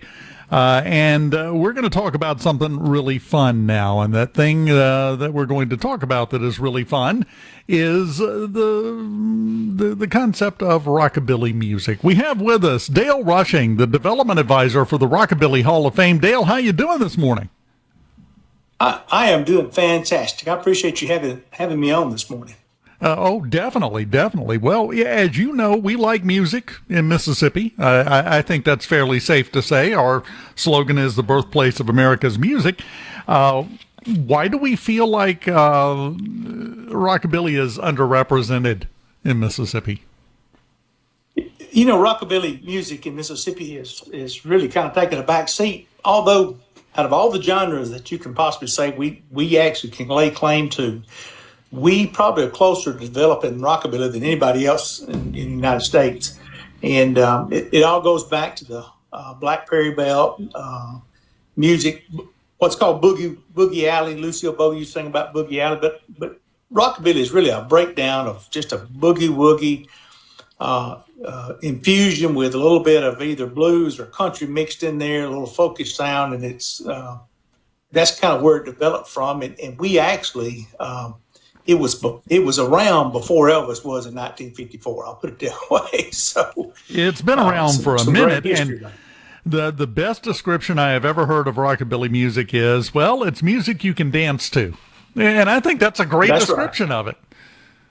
It really Absolutely. is. I'm not really a genre guy. If it's good music, it's good music. But they kind of pigeonholed the rockabilly, hillbilly bop. It started off one time called hillbilly bop, and then turned into rockabilly. So, and it kind of had a moment in the 80s. The Stray Cats came along and kind of revived interest in that style of music. Had a couple of big hits. Of course, to be fair, I think just about every type of music had a moment in the 80s at some point mixed in there. But music in a lot of ways, to me anyway, seems to have become more homogenized, at least in the popular music scene. And things like the Stray Cats aren't really out there, and they're certainly not on the charts anymore, but rockabilly is still there. It's still there, and it's around the world. It's got a large following, and it's just kind of like you find these pockets where it gets real popular again, and that it kind of takes off. And really, in some ways, it kind of has in the United States. The Red Stray Plays are just a little bit of that rockabilly sound too, and they're kind of a popper band right now. But it's out there, and it's being followed more probably now than it was probably 15, 20 years ago. There's a lot of interest in the history of it. And that brings me to the topic. We have the Grammy Museum, we have the Country Music Museum, we have all these different things. Could we get a Rockabilly Museum? Do you think there's room for that in Mississippi? I absolutely do. And in fact, at one time, there was online a Rockabillly Hall of Fame. Bob Timbers had it, and that's what we've acquired. I say we. The Hall of Fame group is acquired. And there was also another building in Jackson, Tennessee called the International Rockabilly Hall of Fame. And both those gentlemen have passed away. There's no longer a brick and mortar Hall of Fame. We are definitely looking at trying to create that, whether it be Mississippi, Tennessee, Alabama. But quite honestly, it needs to be in the Mississippi side because although we had Elvis, we had tons of other people that recorded at Sun Records and was involved in that rockabilly sound. Well, do you think there's an argument to be made that a lot of the foundations of the rockabilly sound started in Mississippi? I think there's a good argument for that. And case in point, Carl Perkins recorded in 1951 at Eastview, Tennessee, on the Mississippi-Tennessee line, just outside Alcorn County in Mississippi. And he recorded Wine Spodio and Good Rockin' at Night, which wasn't all the way rockabilly, but it was getting there. Still had a little bit of country sound to it. But another guy from that area, Burnsville, Mississippi up there, Pete Powell, was one of Bill Monroe's guitar pickers. And he was the first Mississippian they put on the Grand Ole Opry. But when they put him on there, they told him his guitar playing was too progressive. And if you listen to Pete Powell and Carl Perkins, you'll start hearing some similarities of how those guys picked. And Carl played in and around Alcorn County up there. In fact, he got married in Alcorn County, Mississippi.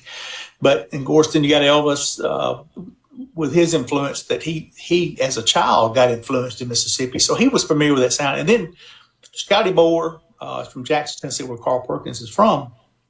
And what created that whole thing was there were some guys in Meridian, Cooney Bone, the Mississippi Juke Band recorded the first rock and roll songs in Hattiesburg in 1936. But the train, the Gulf Mobile, Ohio train, had a daily train that ran from Meridian to Jackson, Tennessee. And those guys that were playing that boogie woogie style music, they could hop the train in Meridian, They could be in Tupelo tonight, late in the afternoon, or be in Jackson, Tennessee, for that goes. But they permeated that corridor with that boogie woogie sound, and the further north you went, more country sounding it became, till you got to a point where it was just rockabilly basically. Well, we're talking about forming a Hall of Fame for Rockabilly.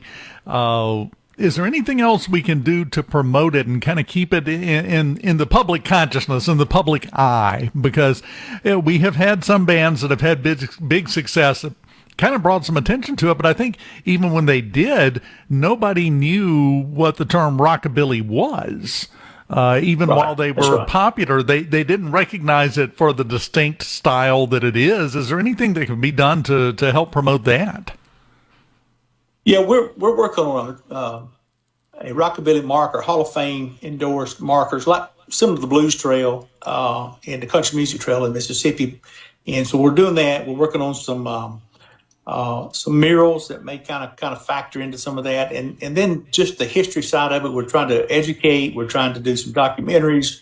So we've got some things in the work that will kind of help educate people along the lines of rockabilly, what it is, where it came from, how it started, and connect the dots. A lot of people like to factor in the Delta into that, but really the Delta blues really did not play that heavy of a factor into those things. It was more or less like Big Joe Williams and Bucko White and Howlin' Wolf out of the Black Prairie Belt that really had that boogie woogie sound and knew what it was, and kind of, like I said, permeated that area. And so when Elvis and Carl and those guys out of Jackson, they knew what it was, and that's the reason they picked up on it. Stan Kessler from Abbeville, Mississippi, phenomenal guy that played rockabilly music and played on a lot of hit records. And Marcus Van Story from Corinth, he was a slap bass king. He was a session musician at Sun Records and kind of influenced those sounds. So we have a lot of musicians that were at Sun Records, either engineers or musicians that influenced that Sun Records sound that we term rockabilly now. What can be done to push this along and make sure that when the Rockabilly Hall of Fame is established again, or reestablished, I guess you would say, because I'm giving you full credit, it's going to happen, no pressure. But when that happens, what can we do to make sure it's in Mississippi?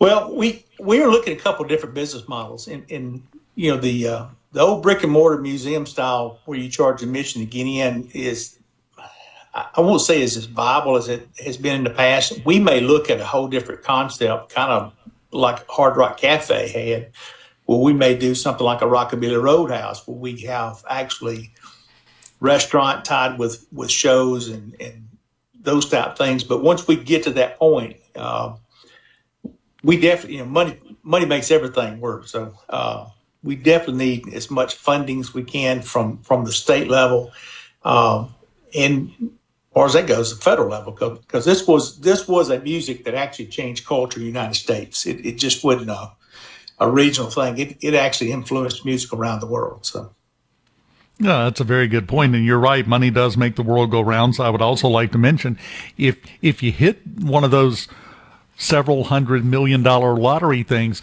Dale would gladly accept a donation. But I do like to. I do want to say the Rockabilly Roadhouse. I love that concept. That's an awesome idea.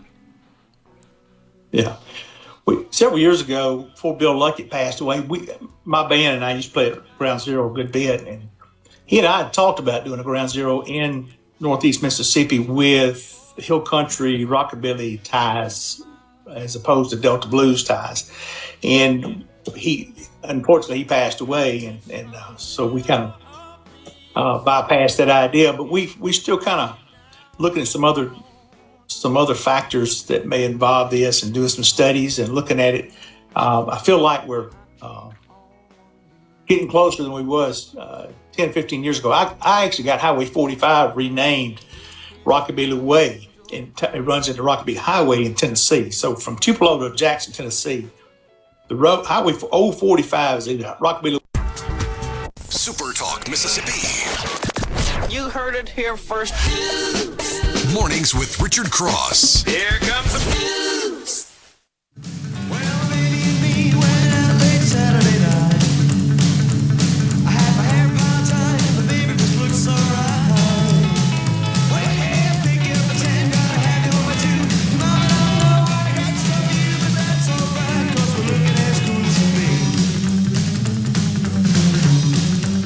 Welcome back.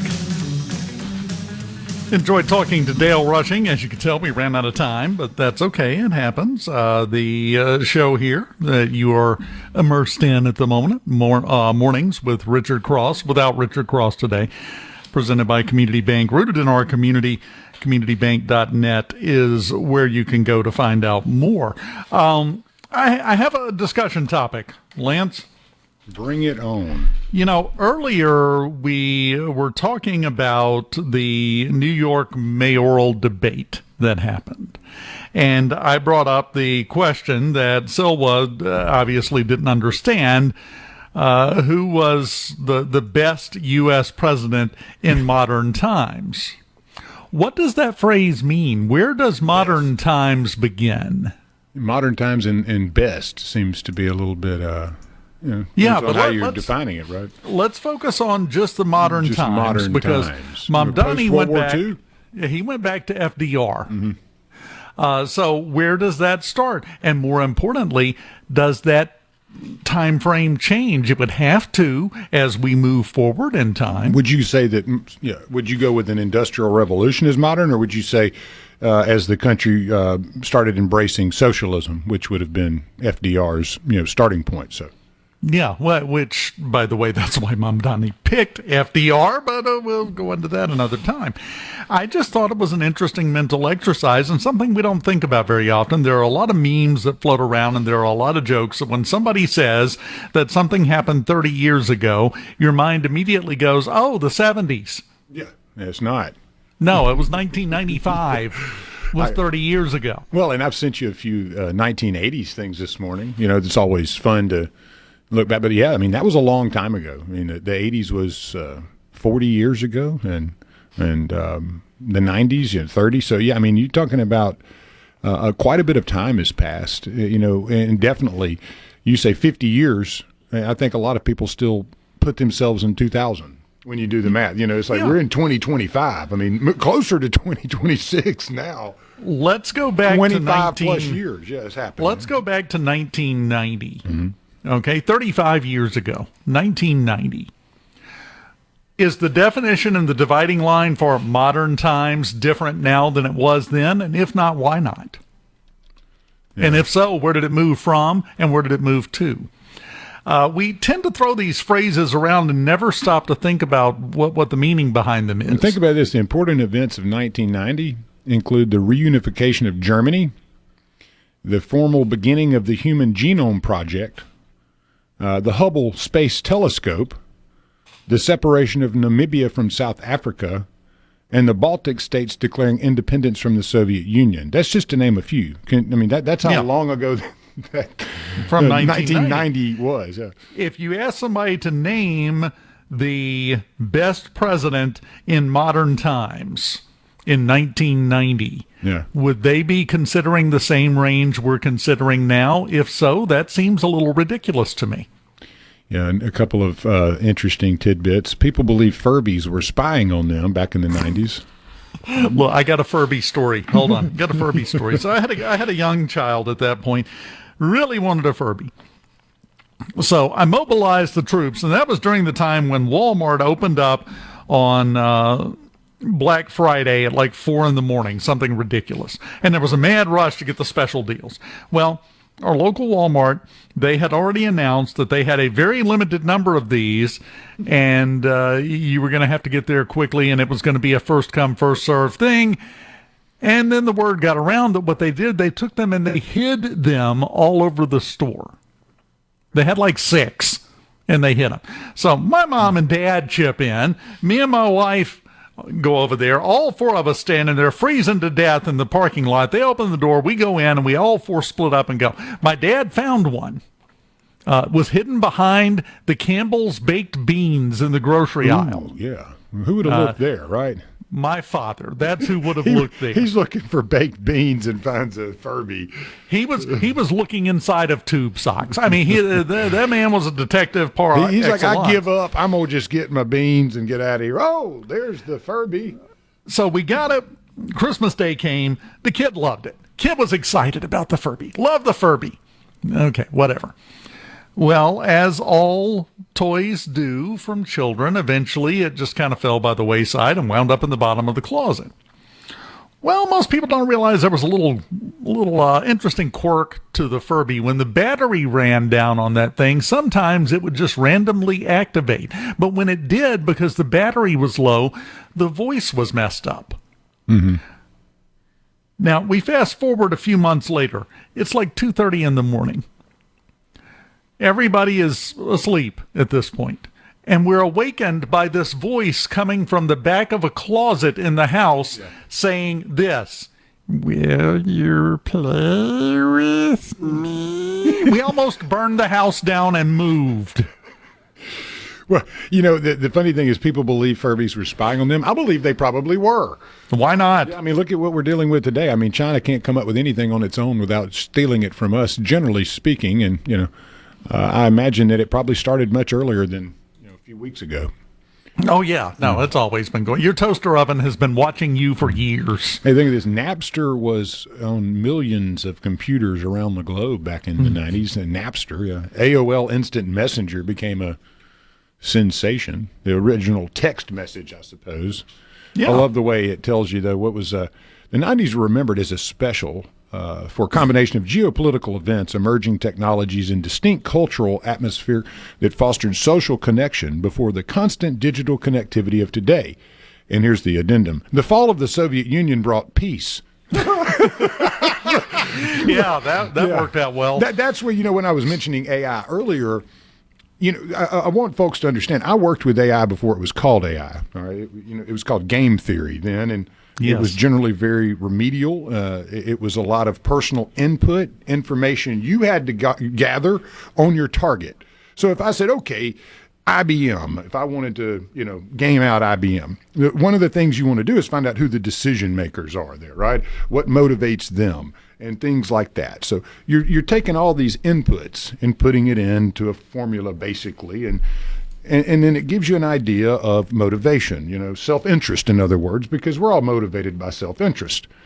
All right, so if I put in bad information, but I thought it was good, maybe a misspelled word, or the guy had black hair instead of blonde, whatever you think the insignificance is, it's extremely significant when you add it up over many, many attributes.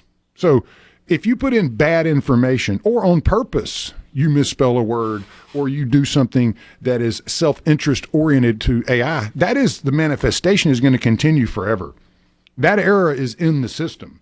And remember, mankind is the one who programs and created the code for AI. Man is flawed. So whatever you think is coming with AI, I would be careful. I've seen this with a dot-com bubble bust. I watched this blow up of the housing market because we're so dang smart. We know how to make money out of thin air. And now we're so smart, we're just going to solve all the world's problems with a computer. I call bleep, bleep, bleep on that. Here's the problem on that topic. Because man is flawed. AI is not an entity or a mechanism or a system that creates things. It is a really, really complicated mirror. That's right. all it is. Yeah. You're looking into the psyche of 8 billion people. And boy, you don't want to be in there. And that's the thing I'll warn you. Don't let your kids out there get involved with these AI companions. These folks are whatever they are, and whoever programmed them, they're there in a predatory way. As most of this is predatory. Give you a great example. Somebody from BlackRock just texted me out of the blue yesterday and said, hey, would you please answer a few questions? If you do, I get a free prize. I said, no. Well, immediately they start, ask. I said, look, I can get this information off the internet in 2 seconds. I do it every day. There's no way BlackRock is wasting their resources having you call random people to ask information that I can get in 2 seconds. Do not text me back. And so, that's the reality. There was nobody from BlackRock. It's predatory. All they want is information for whatever use, and from wherever they're calling or coming from, it ain't here. These folks are all over, and generally I'd say Russia, North Korea, and China are the places this is coming from. And we sit back and go, oh, okay, that's just the way it is. That's the way the world is today, Well, the thing is, scammers fully understand, are aware of, and make great use of the Lay's potato chip 42% That's rule. it. There you go. That's coming full circle back to where we started that. Yes, I'm sorry. When you realize just how many dumb fish there are in the sea, you quit spending much money on bait because they'll hit a bare hook. Why? But they'll jump in the boat. They'll just jump in the boat if you ask them. Yes, you just pull up, kill the motor, say, "Come on in." Oh, thank you. Hi. Me, I'm smart. Yeah. Getting dangerously close to having to have a meeting. We will. Let's have a meeting about the next meeting. How about that? Yeah. We need to have a pre-meeting about the pre-meeting for the meeting, so we won't be unprepared for the post-meeting. Because progress, we all know what baby. we're doing on planet Earth. It's becoming more and more apparent with every day that goes by. We continue here on Mornings right after this. Keep it here. .com to get started today. Can be offered to you. Mornings with Richard Cross. Information. Super Talk, Mississippi.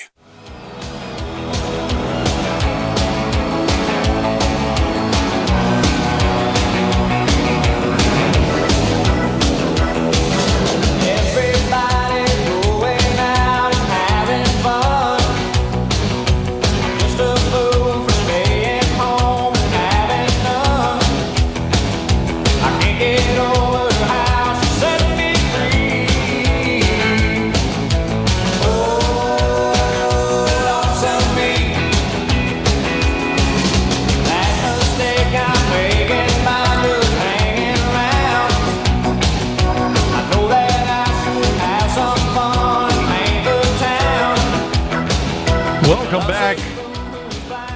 Super Talk, Mississippi. Mornings presented by Community Bank. A community bank, more than just a place to manage your money. They're your neighbors, your partners, and your trusted financial advisors. If you're ready to grow your business, they offer expert guidance and custom solutions to help make your business thrive. If you'd like a new home, the mortgage specialists are there to make the process seamless, all designed with you in mind.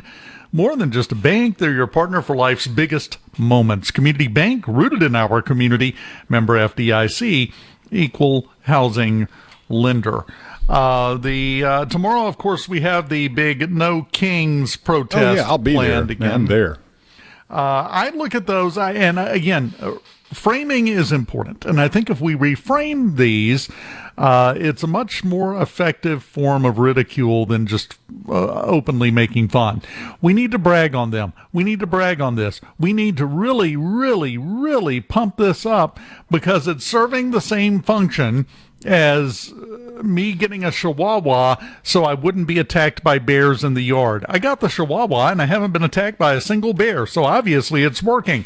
No Kings protest. We still don't have a king. Good job. Yeah, I mean, it's I love the movie Idiocracy, back to Mike Judge. Yeah. There's so many great pieces in that. One of my favorite comments is when the part that is being played by the lady, she looks at Joe and says, "How do you know this guy?" And he goes, "He's my lawyer, and he's not a very good one." And that's kind of where we're going, right? I mean, we're dumbing things down so far. And then the other thing that really hits in that movie also is Brondo, the company that supplies everything, basically took over everything. Electrolytes. Yeah, it's what plants crave. Took over the FDA, took over everything, and all of a sudden. When water's being used again, the global computer starts laying everybody off. Well, that's AI. I mean, that's what we're talking about here. AI is going to be a profit-driven mechanism, right? I mean, it's not going to sit there and go, "Oh, let's have empathy." I mean, if you're losing money, they're going to say fire people.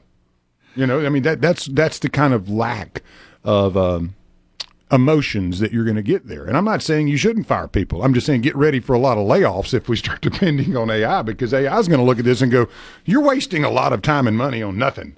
Yes. And the reality is that's the truth. Now, do we have the appetite to actually correct our behavior? No. I can tell you that. No. No, we don't. No one does. Right. I mean, no one wants to lose a job or be laid off because a computer can now or a system can do something better. But that's where we're going to go, and we need to be careful. It is a precipitous slope. I spent a good bit of time in the financial world, and even in that world, you're seeing automation become much more forefront and less of the personal element. Peter Costa mentioned that the other day. That's one of the forefronts of AI and industry-wide would be finance. And you can see how that's changed the industry, absolutely monolithically. Yeah, any industry that is data dependent is, that's the first to fall. That's the first line. Systems-oriented, data dependent. Yeah. Any heavy labor. But, again, I was mentioning something the other day. The economics is not the most complicated thing. It is an art. It's not really a science. But there's only so much money you bring in, and there's only so much money that goes out of an economy. All right? Inputs, those are important things, okay? So if you start printing money, which we've been doing for a long time, you better increase production. You better increase producing widgets and things of that nature that the world wants to buy. And what we're not doing is that. Now, I know this president is trying and all that, but we've got to build things the world wants. We can't keep expanding and not build something with it. To a certain extent. We also have to use our brain in other ways. I had this story. Even if our brain is that thing we build. I had this story teed up before you even started this, and it blends in perfectly. I had this story teed up to show that just when we think we were doing things wrong in Mississippi, oh no, New Orleans still exists. They just had their election, but the Louisiana legislative auditor just revealed that the city of New Orleans for last year was $160 million in the hole. Part of that, $40 million of it, was for overtime for city employees, specifically law enforcement. The auditor, his name is Mike Wagaspak, went to the city council and said one area was this. The city for the year, okay? The city of New Orleans for the year budgeted $57,500 for overtime. Instead, through September 29th, they had spent $40 million on overtime. That's not a minor mistake. That's not good try. You just missed it. You budgeted $57,500 and you spent $40 million. I don't care what kind of widget you're making. You're still going to wind up a loser. Yeah, and that's doing where things like that. Exactly. That's what we were just saying. I mean, if you think for a second, as we depend more and more on systems to make these decisions and less human interaction, they're going to start firing everything that isn't, efficient. It's not making money. That isn't, what we would consider a viable enterprise, whether it be government or whether that be at a corporation.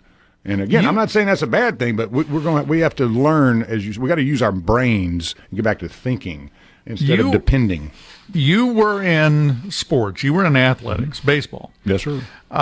You may have been one of the lucky ones that skated through. Did you ever have even a minor one, any kind of injury that made you miss a little playtime? That's why I didn't move on. I played with bone chips in my elbow for 2 years, and it was extremely painful, but I didn't, back then, I was scared I'd tore it up and wasn't ever going to throw a ball again. So I just gritted through it for 2 years at Ole Miss and as a starter and, just did the best I could with less than flexible and painful elbow. But yeah, so it hurt so bad that I just decided not to go any further. I was like, all right, I'm going to go to work. Did you at any point have to go through any kind of rehab or therapy or treatment or anything? Yeah. Was that fun? No, but it was necessary, in order to be able to get out there and do it. I mean, the flexibility just wasn't there. So, yeah, it was, constant. I ruined my molars, gritting my teeth through that. So, yeah, the economically in society and societally in general in the United States, we've been playing with an injury for a while. Now it's time for rehab. And a lot of times that hurts worse than the pain you were already used to. It's not going to be comfortable to fix this. And everybody who thinks it is fooling themselves. I agree. And the other side of that is it's a different schedule in your life. You're so used to doing things a certain way that when you get thrown over there on the sidelines, whether it be in life or in a sport, and you got to watch everything and you've got to live this different life, whether it's healing or, a different schedule, that also throws a lot of kinks into things because your normal schedule is disrupted. And, I think the rehab part, the changing behavior part also, because you have in sports sometimes it's mechanical as to why maybe you had an injury, or maybe it was you fell or it ran into something. I mean, I broke a kneecap running into a metal pole. That did not feel good. No. But those things happen. That was an accident, but you make mental mistakes and all that. But changing behavior, learning to augment, change, and become better. I think that's one of the things that sports teaches you is that you're never good enough. There's always somebody working harder, and I'm not sure we embrace that in the real world today. It's more like I'm going to work just as much as I have to because I make a good living and this and and hey, I get that. Everybody's busy, but I think it's the striving for greatness and the striving for something better. It seems that maybe this country's lost that a little bit. Well, and we are at a point where we have a president who is trying to fix this, who is letting people go, who is trimming budgets, who is cutting out things, and everybody is screaming because fixing the injury is hurting worse than the injury did for a lot of folks, and they can't grasp the concept of you got to go through the pain of rehab to get back to be functional again. Yeah, you got to be willing to also. So say with somebody that has a major addiction, they have to be willing to change. They have to be willing to break that habit, whether it's pornography or drugs or whatever it may be. Could be where you have a money spending addiction or whatever it is. So, but you have to be willing also. The party has to be willing to change, or all the programs and 12-step this and that doesn't do anything. The Mississippi Democratic Party sent out an email a little while ago talking about Ketanji Brown Jackson. They amazingly didn't mention the fact that the sitting Supreme Court justice said black people are disabled because they're black. But they do discuss it, and they say if the court opens the door to racially based gerrymandering, communities of color in Mississippi would see their voting power split. Gerrymandering is what is being argued. It's what's been done under the auspices of Section 2 of the Voting Rights Act. If they do away with it, the gerrymandering stops. You got to learn to read, huh? You would think, but no. Mornings with Richard Cross. The monitor switch lets you hear breaking news. Super Talk, Mississippi.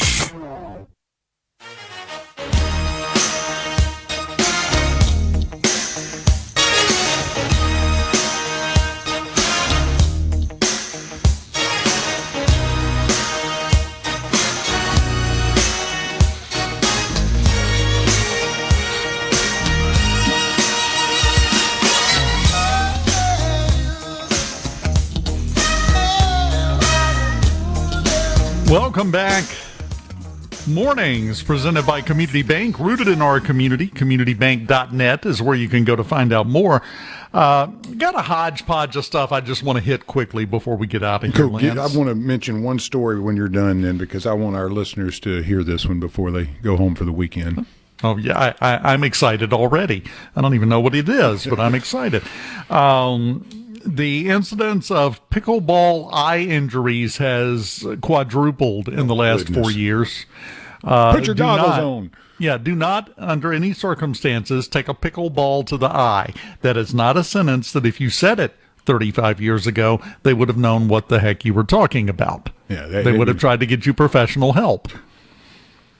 Well, it is the truth. Yeah, Don't take a pickleball to the eye. What? Come with me, sir. We have a nice, soft, padded room for you. Phoenix, they had a big flooding thing out in Arizona. Yes. They get a lot of rain. Brought out the frogs and the mushrooms, and they are now putting out public health advisories in Phoenix to not lick the toads. Yeah, don't eat the shrooms or lick the toads, huh? Yeah, because we have to be told that. Oh, yeah. That's a pastime, I suppose. Again, 42% of people don't know what they make potato chips out of. So also don't lick the toads. Don't pick something up out of the yard and run your tongue across the top of it. Doesn't sound like advice is necessary. Trust me, it's very, very necessary. And an event has happened that we knew was going to happen down in Florida. Woman contacted police and told them that somebody had broken into her house and had assaulted her, both just regular assault and sexual assault. And she told them she had a picture of the guy in her apartment. She gave them a picture of this guy sitting on her couch. Yeah, police then got to looking at it, and it was generated by AI. The guy didn't even know what they were talking about and wasn't even in town at the time he supposedly did it. So now she's been arrested, not him. That's a cuckoo bird there. But that's another example of AI. Be careful with it. Now, you had a story. Yeah, I'm leaving you space here. Rankin County law enforcement busted what seemed to be a residential chop shop that was set up in Rankin County neighborhood. It all started when Rankin County Sheriff's Department notified a stolen vehicle out on side a home on Shell Oil Road. Deputies found a pickup truck that had been stolen in Rankin County back in August. The guy they found, Steve Nieberg, 35 of Brandon, was at the home. Sheriff said they found they found a Toyota pickup truck outside the home that had been stolen in July, a car that had been stolen in Brandon in 2022, and another pickup that had been disassembled in car hauler trailer that was stolen in Flowood. Now, there was also marijuana, guns, and all kinds of stuff at this guy's house. But the question I have here is, okay, so a vehicle stolen in Brandon in 2022, literally right down the street from where this guy lived, and it took you this long to find this guy with junk all over the place in his yard, a chop shop happening, and neighbors all around, and it took you 3 years to track down this guy. Now, that's my question. I mean, I'm kind of lost here, and how that's even possible. Question. I have a different question. Yeah. If you stole a car or a truck or anything and you've had it for 3 years at your chop shop and it's still sitting there just fine, how bad are you at running a chop shop? That's the other thing, right? I mean, like, what in the world? I mean, this guy does not look like a mastermind criminal either. Well, apparently he's not. He had, it looked like about 7 steel chainsaws. It was a smorgasbord of stolen goods. But to me, if this has been going on that long, and especially with a vehicle, several of them stolen, it's been years, that just doesn't seem, I don't know. If he had just done his job, that nobody would have found him. Vehicle from 3 years ago would be part of many, many other vehicles by now, and there would be no evidence left. That's what I'm saying. You gotta. There's something to be said for efficiency, even when you're up to no good. Wow, you can wind up burning yourself. I mean, just that kind of blew my mind when I read that. And I'm like, this guy is not a mastermind criminal. Been getting away with it for years. Sitting out there in just a normal old house, stolen cars all around the property and everything, and nobody was like, this guy is a criminal. I wonder what he thinks potato chips are made out of. That needs to be a booking question. Probably fentanyl or something. Yeah, that needs to be a booking question when arrests are made. I think we could draw a really, really clear picture if we just started asking that just innocently in the middle of everything. You got any idea what's your name? Have you done this? Have you done that? What are potato chips made out of? Yeah, just slide it in there and see what answer you get. If you get the I don't know, what are potato chips made out of? That person's guilty, right? I mean, you're done. Well, and at that point, we also then get to build up a picture of what we're dealing with. Yeah. We know, but then we would have some data to back it up. Well, man, we've covered a lot of ground today. I hope you have a great weekend. You too. I have enjoyed it. The protest will start in about an hour, I'm sure, because it's been that kind of show. I'm going to put my crown on and celebrate. And I don't care. I'm going to Burger King to get my crown. I'm expecting a statement later today with Supreme Court Justice Ketanji Brown Jackson explaining that potato chips are made of beets, because that would be right in line with the week she's had. No, I'm not off that. I'm never going to get off of this one. Have a great weekend, my friend. We'll do this again next week, okay? Yes, sir. See you then. My friend, I'll see you then.